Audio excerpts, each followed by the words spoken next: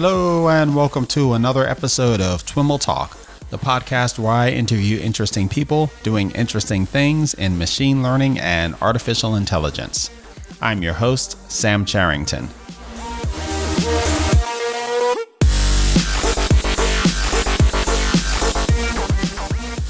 Today we're joined by Hema Raghavan and Scott Meyer of LinkedIn. Hema is an engineering director responsible for AI for growth and notifications, and Scott serves as a principal software engineer. In this conversation, Hema, Scott, and I dig into the graph database and machine learning systems that power LinkedIn features such as people you may know and second-degree connections. Hema shares her insight into the motivations for LinkedIn's use of graph-based models and some of the challenges surrounding using graphical models at LinkedIn scale, while Scott details his work on the software used by the company to support its biggest graph databases. Before we get going, I'd like to send a huge thanks to LinkedIn for sponsoring today's show. LinkedIn Engineering solves complex problems at scale to create economic opportunity for every member of the global workforce. AI and machine learning are integral aspects of almost every product the company builds for its members and customers. LinkedIn's highly structured dataset gives their data scientists and researchers the ability to conduct applied research to improve member experiences. To learn more about the work of LinkedIn Engineering, visit engineering.linkedin.com/blog. And now, on to the show. All right, everyone. I am here with Hema Raghavan and Scott Meyer of LinkedIn. Hema is an engineering director and responsible for AI for growth and notifications, and Scott is a principal software engineer. Hema and Scott, welcome to This Week in Machine Learning and AI. Thank you. Thank you. Glad to be here. I'm very glad to be here at LinkedIn and looking forward to our conversation and digging into some of the things you're doing with graphs for machine learning, empowering various LinkedIn features. But before we dive into that, I'd love to introduce our audience to you. So would you take a minute to share a little bit about your background and how you got started working on graphs and machine learning? Hema? Okay. So I've been in the field of machine learning for several years now. I got my PhD back in 2006, largely focused on search and information retrieval. I've worked in advertising. I've worked in question answering systems at IBM, IBM Research in particular. And then when I came to LinkedIn, I came in to actually work on content recommendations. And I spent a year doing that. And I realized that one of the fundamental assets that LinkedIn has is the underlying social network. And that's where content propagates. And I got really interested in the problem of building the graph, in particular, thinking about algorithms for people you may know like problems or follow recommendations and so on. And that's what brought me from the general area of search and information retrieval to graphs. And it's been 4 years and I'm still having fun. Fantastic. How about you, Scott? Well, let's see here. I guess the story starts, I did relatively well in the dot-com boom and actually quit for 3 years to go sailing. And at the end of that, I was semi-reluctantly looking for a job, and I bumped into this company called MetaWeb, and they were like, hey, we're going to build a world-writable graph of all common knowledge. And by the way, we're going to call this thing Freebase. And I was like, wow, I would really regret not taking that job. So I wound up leading the storage team at MetaWeb.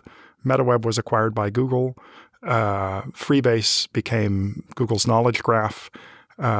Spent 4 years at Google working on knowledge graph infrastructure. I think the best summary of that is Google and I disagreed about graph databases.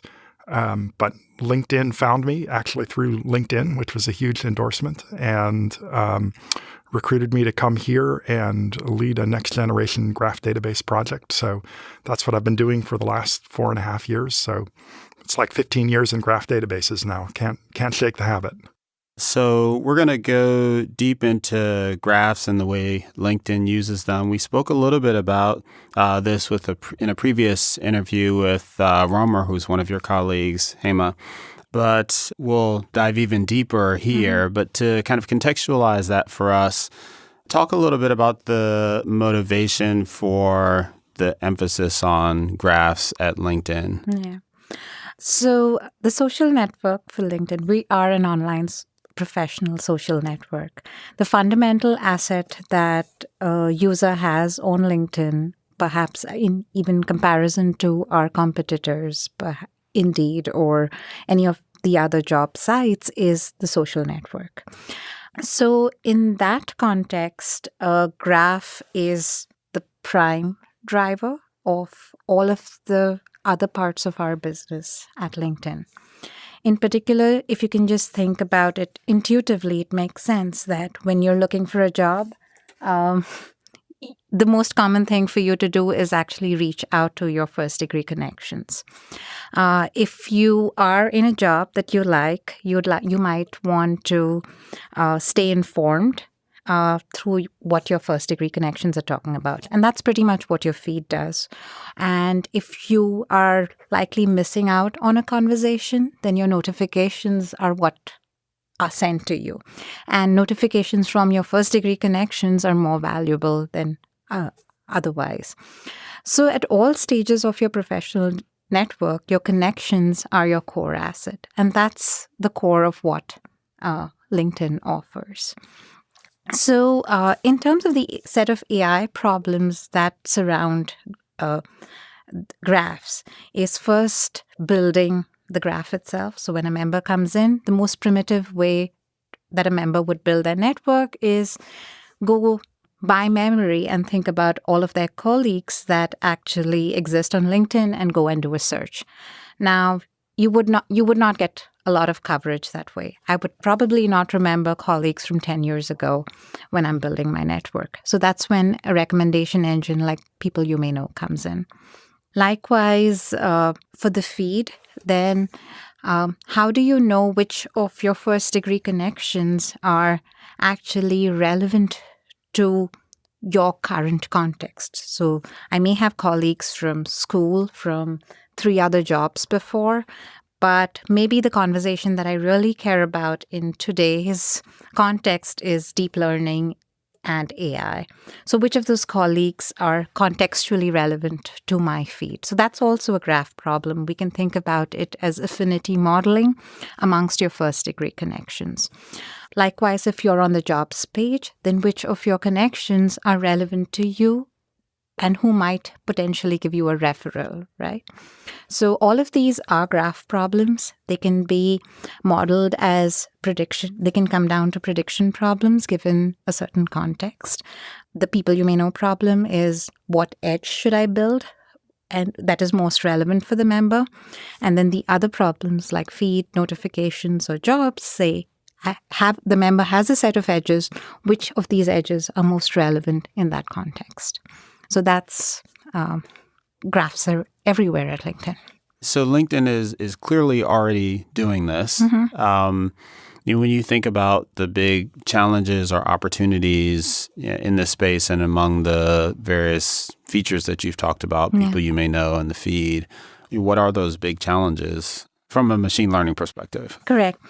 When I think about graph problems, I actually think the challenge as compared to other recommender systems is often scale, because in the limit, a lot of these problems are n squared. So if you have a graph that's 500 million members, then you're looking at n squared of that.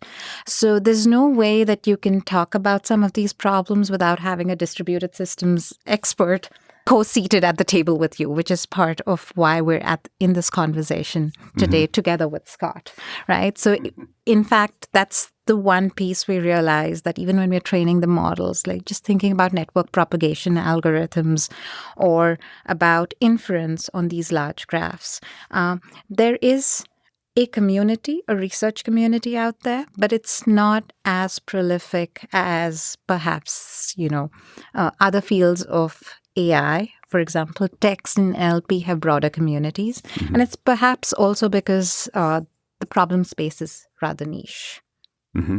So those are the biggest challenges. The lack of large data sets for academia to publish research that necessarily we can directly leverage from. So oftentimes we are pushing the boundaries internally ourselves. And there are a few problem spaces which sort of intersect so closely with distributed systems and AI. Scott, how about from your perspective? What are the big challenges in addressing this scale? Yeah, well, interestingly, I had a conversation with a recruiter when I came in, and he said, "Look, the magic in LinkedIn is in the second degree. That is, it's in connections that you could have, but probably don't. So, for example, any problem that you're experiencing, probably there's somebody in your second degree who has solved it or who knows more about it than you." And you may not know this person. Conversely, with the first degree, like mostly you already know it. It's top of mind. From the standpoint of data, a second degree is very difficult to work with, right? Because it's big. The way it got big is because it changes rapidly. So if I talk about storing first degrees, this is very easy to do with a key value store. However, if I were to try and materialize second degrees, the data footprint would be huge and the write rate would be enormous. And so there isn't a simple brute force solution to working with a second degree. So one of the key things that a graph database does, probably the defining thing, is joining. And in particular, we join two first degrees to put together a second degree, and we have to do this interactively in real time. In talking about graph databases, where does the graph database sit in the process of kind of serving up these graph-based features? Is it kind of at the end of the chain, close to where a page is being rendered, or is it kind of early in the chain, serving up the models? Certainly, our online, we are an online service, so it's fundamental to LinkedIn. If the graph is down, LinkedIn does not display web pages. And you'll see it all over the site. For example, graph distances, how far apart you are from someone you're looking at. That's computed out of the graph. So the graph itself is definitely online.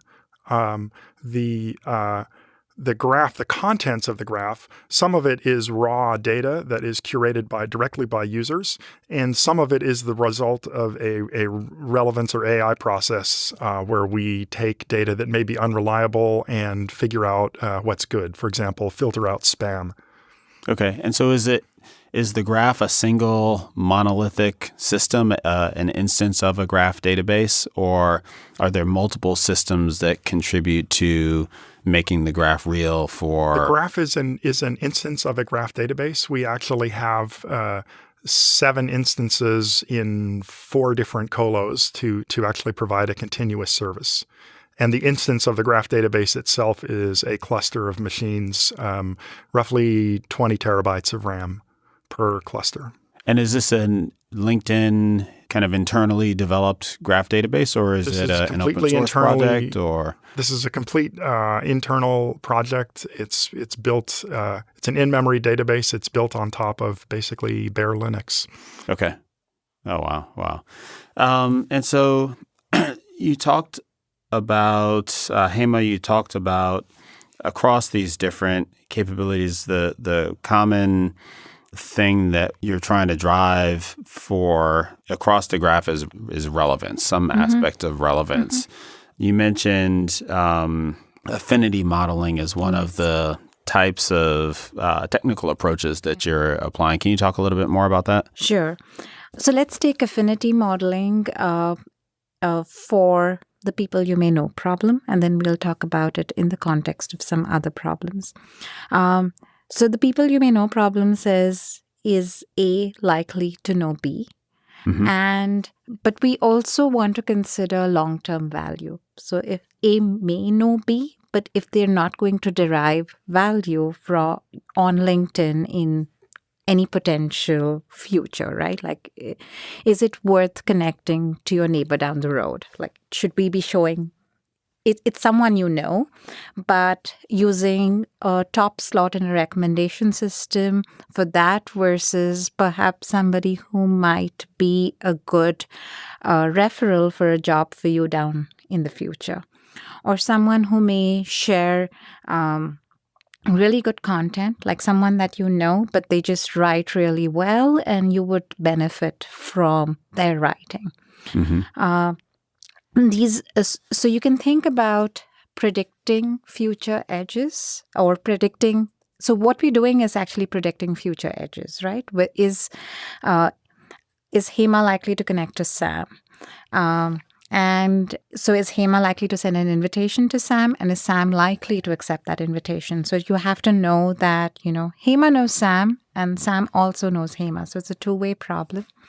And but you want more than just that edge in building that edge in itself. You want to be able to predict that once Hema and Sam connect, what's the likelihood that they're going to interact? And interact could be in the context of a job. Interaction could be in the context of the feed or a notification or some other context. So affinity turns into a predictive problem. You can generalize it to, are you likely to interact in some context in the future? And how likely is a person likely to accept an invitation from a person and derive value from that? So those are all the broader problems that we're trying to solve when we're building edges. So one thing that comes to mind for me in thinking about that is you've got this graph database that is presumably you're capturing the nodes, which are the people, and some aspect of the relationships, the edges. But you're also, when you're making these predictions, are you then taking the high likelihood predictions and then putting them into the graph database? I guess I'm trying to reconcile the graph as this kind of existent thing that's captured, concretely in a database, and this predicted thing that, doesn't exist. And when does it get kind of materialized into the database? Got it. So the existing graph is the existing set of members and their connections, and it can actually be richer than that. You can have nodes in the economic graph of LinkedIn. You can have nodes that are schools, companies. You can have edges that people follow. So that rich database in its current state. So if you take a snapshot in time, that's what Scott's team built serves for all of LinkedIn. And then what we do is, given that snapshot, how do we query it to get the potential second degree? These are people who are not connected to each other. And then potentially even third degrees for low degree members, because if your second degree is too sparse, we might want to walk the graph out a little more. So we look at the second degree, the third degree, and that itself is huge. Even if a few of your second degree nodes have 30 odd connections each, that can blow up in computation.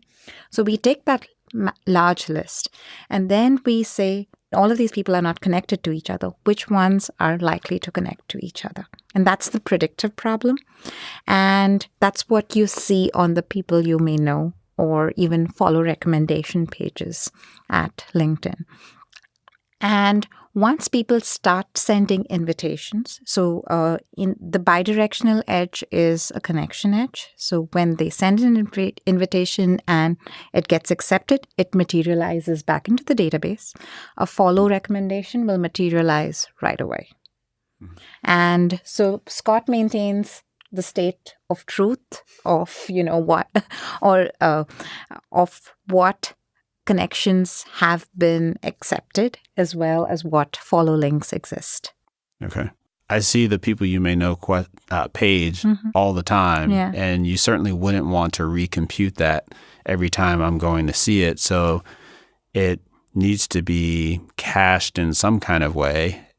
Is it cached outside of the graph database? That's also a graph. Why not put the potential kind of secondary connections into the graph as well? And it is kind of a turtles all the way down kind of problem. That's a very good question, because the assumption around, could we take a state of the graph, a time and point, maybe once a week or once in every n days, and then take the second degree network and then actually build recommendations and cache it in some kind of key value store, was the premise with which LinkedIn built the people you may know system for several years. But something we discovered in more recent years was that network building is contextual. So when people don't necessarily engage with a people you may know application or as a daily use case, but when they do, it's long and deep sessions. And say if you joined a company and you connected with your manager, if we could in real time then explore the second degree network from that new connection itself, right? Then you start exploring nodes around that company, around perhaps, the team. You will start discovering some of these patterns, and people go down TWiML and they go click, click, click. And then if we can actually refresh those results in each subsequent scroll, based on how we're walking that graph, we actually discovered that we can show significant improvements in member experience.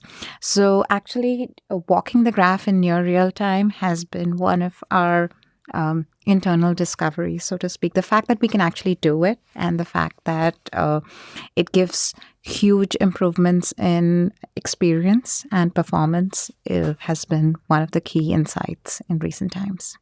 And it strikes me that there are significant kind of systems level challenges there. Is that in your realm, or is that? Yeah, I can speak to that. So I think traditional graph processing, something like Pragle or GraphX, the notion is I'm going to process the entire graph, and if you're going to process the entire graph, the way that you serialize the graph is really important because serial I/O, when you can read disk blocks in order, is much, much faster than random access. And so a lot of graph processing focuses on clever ways to serialize the data and the processing so that you do the most efficient processing. The tack we've taken is, what if we used random access, right? So for random access, you've got to be in RAM. Your basic problem is how fast can I get something from memory into the CPU. So you're counting L3 cache misses. Basically, every link that you follow is an L3 cache miss at least. That would be if you followed it with a pointer. In practice, we would like to follow links in constant time. It's a little bit more expensive. We typically average out between 2 and 3 L3 cache misses. By building a system which can do this, you can now use edges pretty much the way you use pointers, pretty casually.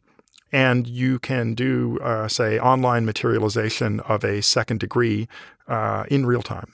I'm not sure that this is a direction that I really want to go down, but when you're talking about kind of optimizing around cache hits and avoiding cache misses, there's a whole emerging field of like baking machine learning into the low-level infrastructure here to make some of these predictions for you. Is that something that are you there yet? Are you thinking about it? I've heard of that.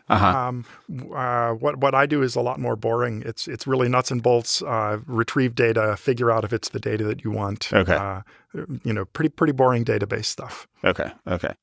A lot of the challenges for building machine learning systems at scale have to do with kind of the data pipeline and getting that in place before you even get to modeling. Does having access to this graph database alleviate all of that for you, or are you still wrangling with data pipeline types of issues? So data pipeline issues exist definitely for modeling, because oftentimes models are still built offline. Prototyping is done offline. I mean, a graph database comes in when you're actually serving. Mm-hmm. So one of the pieces around making data pipelining easier has been what LinkedIn calls productive ML or pro ML. And we have actually facilitated tooling to become much more easier for data scientists to actually build prototypes. Now, that said, we have also started thinking about how do we make computing graph features, because if you have a data scientist who wants to try a slightly different variant of a second degree algorithm, because we talked about a very simple version, which is get me all the second degree nodes. But if you want to think about it as a probabilistic random walk and you want to weigh the edges in terms of by a model, right? Like how close people are based on some of these affinity models that we talked about. How would it be easy for a data scientist to not have to worry about scale? So, can we just provide an interface, a simple, maybe Jupyter notebook-like interface to actually query these kind of databases? So we're working on these, and that makes the life for our data scientists easier. So, and that definitely takes away the data pipeline issues or the scale issues. And when you get to modeling, can you talk a little bit about the modeling, the types of models that folks are building to solve these types of problems? Are there, a few kind of go-to models that you apply broadly, or do you customize the models very deeply for the specific types of problems you're attacking here? Yeah. So at the very basic, oftentimes for any kind of affinity modeling, we would start with the simplest class of models: decision trees, logistic regression, and so on and so forth. That said, we do find benefits in deep learning-like models. So there's published literature. In particular, there is a GraphSage algorithm that came out of work from... Which algorithm? GraphSage. GraphSage? Yes, and that has come out of Stanford and Pinterest. So we've done variants of those. We see certain advantages to algorithms of that nature. So deep learning definitely is one direction we're pursuing. Another direction is just personalization. So how do we think about different users who are in different stages of career building? You may be a new user, and you may be building your graph and what LinkedIn calls a novice member. So you're more tentative to send out invitations. You're showing you somebody that you're likely to connect in that context makes a lot more sense. So knowing the stage of the user, the degree of connectivity of the user, and the life cycle of the user is particularly important. And likewise, for someone who's very well connected already, the additional value of a connection may be much lower. So how do we find that one connection that person's missing? So personalization is something that the simple models like logistic regression would not achieve. So we get to more advanced models like mixed effect models. Okay. I'd like to explore some of these. So GraphSage, what's that trying to do? So GraphSage looks at, so most deep learning models have, if you think about the body of literature in text processing or NLP, typically looks at sequences of words. There are a few models that actually look at general graphs, right, for deep learning. So essentially what GraphSage is trying to do is similar to what Word2Vec or might be trying to achieve, which is trying to learn a representation or an embedding. But it takes into account properties of the node, and it takes into account the graph structure. So, for example, you may be a sparsely connected node, but connected to one densely connected node with very rich profile features. Can I actually infer some properties about the sparsely connected node, which with an incomplete profile from the densely connected node? So actually looking at network propagation, looking at the structure of the underlying graph is the class of algorithms that we're going after. Okay, so thinking about it as a graph embedding kind of approach, you're building a model that is finding relationships ultimately between the nodes that such that in this embedding space, nodes that are close together have similar properties. Exactly. Yeah. And then you also mentioned mixed effect models. What are those? Yeah. So the way I want to sort of generalize that class of models is how do I learn models that are specific to certain groups and groups that are learned automatically, right? So we can think about it as a logistic regression is a simple linear, like a simple formula, which does not necessarily consider effects of the viewer, so the member that's being for whom the recommendations are being rendered, or doesn't take into account personalized features of the items being recommended, right? Mm-hmm. Or you would actually have to hand code these deeply into a logistic regression model. But classes of models that can actually learn subgroupings of people and learn those interactions between the viewer, that is for whom it is being recommended, and the items that are being recommended, and learn interactions between them. So is it fair to think of it as almost conditional clustering? Like you're clustering conditioned on Yes, that is who's one a way to- specific node or something? Or The other way people can think about it, these are also hierarchical models. Like in more classical statistics literature, you can think of taking all of your feature data and actually building clusters. So, you think about, you called it conditional clustering, but just building these groups and then almost learning a separate model for each group. But not having to hand code these groups by themselves, letting the model info what these groups may be. And then we jumped into some of the more advanced models that I wasn't familiar with, but in thinking about the application of kind of your linear regression and other basic models to graph types of data, are there unique kind of challenges or approaches to doing that, or is it kind of pretty standard to the way you do a linear regression on more simple types of data? Yeah, so the challenges for a simpler model would often be just the volume of data we have for training. So just processing all of that data can often be a challenge. The other part is feature computation. So if you actually were computing something like just the number of common connections between two nodes, that can be a pretty heavy computation you have in an offline system like Spark or MapReduce. And the other piece is the online serving. So actually inference can be a challenge. So if you're actually thinking about how the PYMK is rendered, we talked about near real-time candidate generation. So what happens is if Sam comes to his PYMK page, we need to look up features for Sam, but then we may have a few thousand candidates to rank for Sam. So then we have to look up all of the features for those few thousand candidates.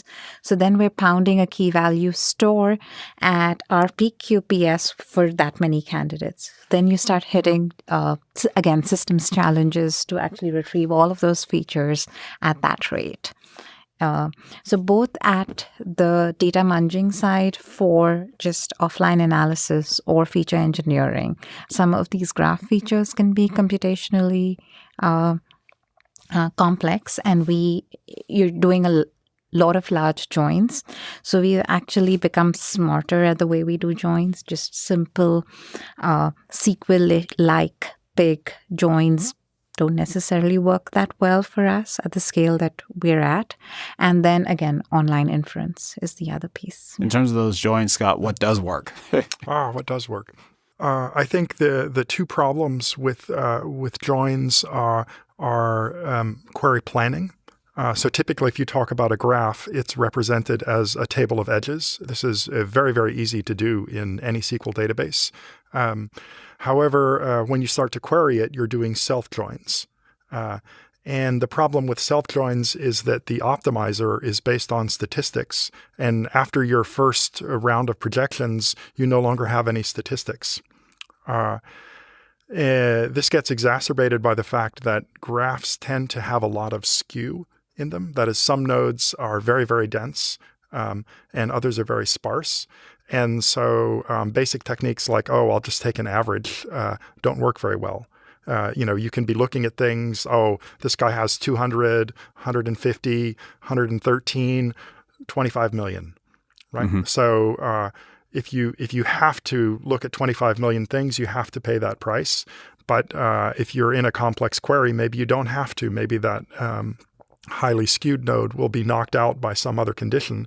So you need an optimization framework that can respond to that problem of skew. And then, so this typically shows up in offline jobs where you have a hot shard. All the other shards are done, and one shard is just spinning at 100% CPU, or it runs out of RAM. That's a very typical problem. And the query planning we solve with a dynamic planner rather than a static planner. So typical SQL database, you give it the query, it looks at the statistics of the tables that are referred to, it comes up with a plan, and then it just executes the plan without change. What we do is we look at the query, look at the sizes of sets, which we can determine in constant time, and we do the cheapest thing. And then we see what that's done to the sizes of sets, and we do the next cheapest thing. So if we're pursuing a cheap branch and it turns out to be expensive, we'll go look at other cheaper things. So we'll change the query plan in midstream, as it were. The hot shard problem that you were mentioning, is that something that you deal with kind of operationally, or is that something that does this kind of dynamic element of the underlying platform know how to deal with that? It's something that would, in Liquid, the graph database, it's something that our planner handles. Okay. So it's a problem that we don't have in the online world. In the offline world, it's just a thing that can happen, right? So very often people are grumbling about their offline job not finishing, and we need to give everybody more memory, or we need to fiddle with the query plan for this particular thing that we're computing. It's just a bad thing that can happen. And when you say fiddle with the query plan, how much of that query planning is kind of hand-tuned like that versus the system is creating the query plan? It varies a lot. The tendency is for things to be more SQL-like, where somebody else figures out the plan. But a lot of people are still writing handwritten MapReduce jobs where you are actually, the human programmer is figuring out a plan that the computer program will exit. And, the programmer has to realize, hey, if I want to talk about people who are following Richard Branson, I probably don't ask about the shard that has Richard Branson. I probably ask all the other shards, like, hey, if you're connected, if anybody that you have is connected to Richard Branson, I want to do some stuff with that, right? So that's a typical way to work around that problem. Is that type of thinking natural for the kinds of engineers that are working on these problems, or is there a lot of education and?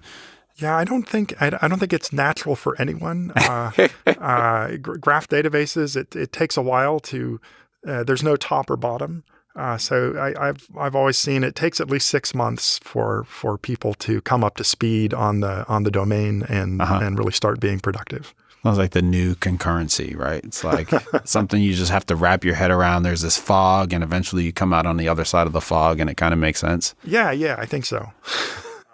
I'm curious about if you're seeing anything happening on the hardware side of supporting graph databases. It strikes me that there's maybe an analogy in, there are a number of companies going at doing machine learning in silicon, and one of the big innovations there is, the way we do a lot of machine learning, via TensorFlow and PyTorch and the like, is by, constructing computational graphs. So let's build silicon that, is better suited towards computational graphs as opposed to linear instruction sets. Now we're talking about graph databases. I don't think I've heard of like a graph server or a graph hardware that's kind of tuned for supporting graph databases. Have you heard of that, and do you think that may be a thing at some point? Honestly, from my standpoint, hardware has steadily gotten worse. Instruction pipelines are longer. Okay. People tend to focus on well, if you can do serial I/O, then it's much, much faster. They want things to fit in the L1 cache. So the sweet spot for modern hardware is I have figured out how to chop things up into small enough pieces that one piece fits in the L1 cache, and then I can use vectorized operations really fast. That's absolutely wonderful. Unfortunately, that's not what a graph is. A graph is really random access, right? There's no easy way to sort a graph. So, for example, if I'm storing edges, the edge has, say, 3 fields, a subject, predicate, and object. I have to sort in one way. So if I sort by subject, I can find all of your edges very easily. But when I start looking at objects at the other end, it's unsorted, right? So you really cannot escape the need for random access. And unfortunately, modern processors are very heavily pipelined and don't handle random access very well. So do you envision a hardware that's better? Have you come across that? I think people are doing the best they can. It's very hard and expensive. So, we have L1 memory. Why don't we just make L1 be like all of the RAM? It's very expensive to do that. Hema, when you think about a lot of the challenges that we've been talking about are challenges that arise from kind of the scale at which LinkedIn is manipulating graphs and applying machine learning to graphs. Not a lot of people are operating at that scale. If you think about kind of scaling down this kind of problem and getting started thinking about applying machine learning to graph types of problems, what are some of the things that people can do to explore this area? There are definitely lots of graph data sets out in the public domain. The ClueWeb corpus is a web graph in itself. ClueWeb? ClueWeb. Okay. There are academic publications that reference protein interaction networks. You can think of those as graphs as well. So there's lots of embodiments of graphs in different subdomains. The set of problems that come to mind often is, it often boils down to link prediction. Does a link between A and B exist? Another problem that actually many companies, in particular financial institutions, are generally interested in is interaction graphs, but thinking in terms of the problem of abuse. So the general problem of link prediction has many applications, both in the public domain as well as the niche corporate domains. So I think thinking about newer classes of link prediction problems that go beyond random walks, bringing embedding like algorithms, basically deep learning algorithms, but that can operate at scale. So basically, how can we distribute the processing? Thinking about distributed graphs is itself a hard problem. The other piece that we didn't cover too much about, but I think for folks who are academically oriented, I would actually think about how do you do A/B testing on a graph? Because in some sense, nodes are not IID. When you expose a node to a particular treatment, its neighborhood is impacted too. So a very nice theoretical problem may be just, taking a look at how we might actually do experiments on these graph structures. So IID, independent, identically distributed. Yes. So what's the missing part of the academic literature in this area? So think about this. Today, when most companies do A/B testing, or they partition their user base into random buckets, right? But when your users are connected by links, right? So for example, let's take the example that you and I are connected and you share an article and I view the article. But if we're in two different buckets for an A/B test, I'm not really independent of you. Right. So that assumption completely breaks apart. So how do we actually tackle this problem? I think that's something you can study even in a smaller graph in a more in a simulation-like framework. So I would, sort of love to toss that problem out at the academics. Scott, any requests from your part for the academic community? I think I don't really have requests. You were talking about, how do you process this at small scale? And I think one of the insights here is it's actually pretty economic to have a lot of RAM, right? And so if I was wanting to do graph work at a smaller scale, where small probably means up to 3 terabytes, I would just focus on a single machine and use RAM. I think you can buy a 1.5 terabyte machine from Dell at the rack price for $20,000, $25,000. It's really quite economical. And if you didn't have access to Liquid, what graph database would you be exploring?